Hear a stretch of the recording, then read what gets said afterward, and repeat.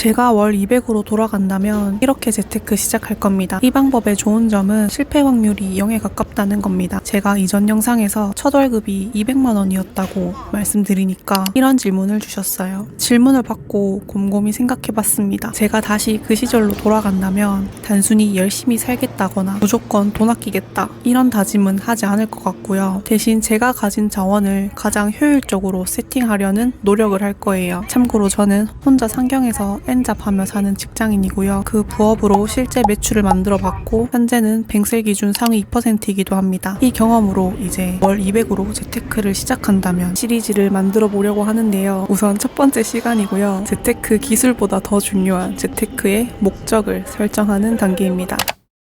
여러분, 제가 기사를 하나 봤어요. 100억대 건물을 상속받은 두 형제가 막내보다 상속 금액이 적다는 이유로 분노를 참지 못해서 어머니를 살해한 사건이었습니다. 여러분, 솔직히 이성적으로 생각해서 그 100억이라는 금액을 보면 이건 사실 한 개인이 평생을 써도 남을 수준의 자산이잖아요. 근데 단순히 100억이라는 돈의 크기가 아니라 덜 받았다는 그 상대적인 차이가 이런 일을 만들었습니다. 사실 인간은 본능적으로 비교하도록 설계되어 있다고 하는데요. 원시 사회에서는 식량이 한정되어 있으니까 남들보다 뒤처지는 건 곧 생존의 위협이었습니다. 그렇게 우리는 자연스럽게 주변과 자신을 비교하도록 만들어진 거예요. 문제는 우리의 판단 기준이 그 원시 사회랑 크게 달라지지 않았다는 건데요. 실제로 지금은 타인과의 그 자산 격차가 나에게 더 이상 생존의 위협은 아니죠. 옆 사람이 나보다 10배 부자라고 해서 지금 내가 당장 굶어 죽는 그런 구조가 더 이상은 아니니까요. 근데 뇌는 이걸 생존 위협으로 해석하고 그 결과 돈 문제에서 불필요한 불안과 조급함이 만들어집니다. 이런 예시는 부동산이나 다른 자산 형성 과정에서도 쉽게 더 찾을 수 있어요.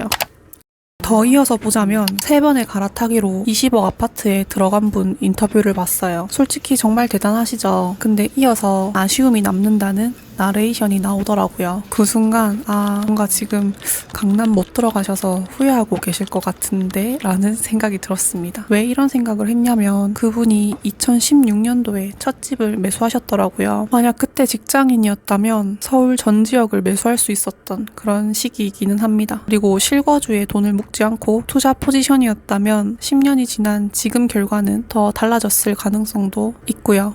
이런 이야기는 나중에 재테크를 다루면서 더 깊게 해보고요. 어쨌든 예상대로 강남 이야기가 나오더라고요. 그리고 흐름은 대부분 비슷하죠. 강남에 가면 신축이 보이고 신축에 살면 더 좋은 동, 더 좋은 층수가 보이고 그렇게 로얄에 들어가면 더 큰 평수, 같은 단지 안에서도 펜트하우스를 원할 수도 있겠죠. 이제 시선은 더 올라갈 수 있어요. 한번 더 해보자면 수백억의 현금 흐름, 또 누군가는 뉴욕에 집을 갖고 있고 거기서 달러 월세를 받고 있을 수도 있겠죠. 이렇게 이론적으로 끝이 없습니다. 경제학에서는 이걸 쾌락 적응이라고 불러요. 인간은 어떤 수준에 도달해도 금세 익숙해집니다.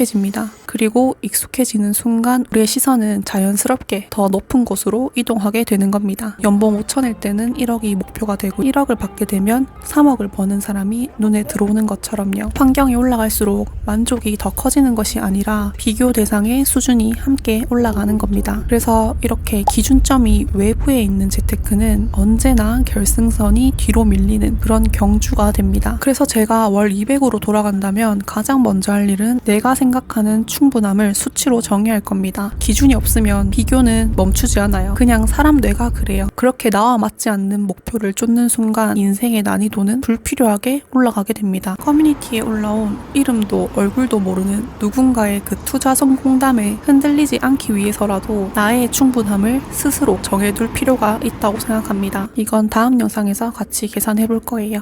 네, 여튼 기준이 없으면 남의 목표가 내 목표가 됩니다. 사람마다 성공의 기준은 다르지만 저는 이제 꽤 분명해졌는데요. 저에게 성공이란 의미 없는 일에 더 이상 에너지를 쓰지 않아도 되는 그런 상태입니다. 그래서 저는 어떤 물건을 살 때도 항상 먼저 보는 게 이 소비가 내 선택권에 얼마나 영향을 주는가인데요.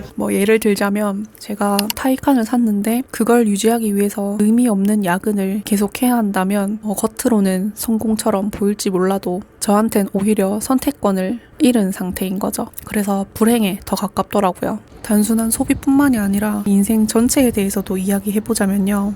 저에게 가장 중요한 선택권은 결국 시간이라는 걸 깨달았습니다. 저는 맞벌이 부모님 밑에서 자라면서 혼자 집을 지켰던 시간이 정말 많았는데요. 그래서 함께 시간을 보낼 수 있는 그 정도의 여유는 필요하다고 생각하고 있어요. 예를 들어서 아이가 생겼는데 늘 바빠서 아이를 혼자 두는 시간이 많아지고 출퇴근 스트레스에 지쳐서 남편이나 가족한테 무심한 사람이 된다면 그건 제가 돈을 버는 이유와는 전혀 다른 방향이더라고요.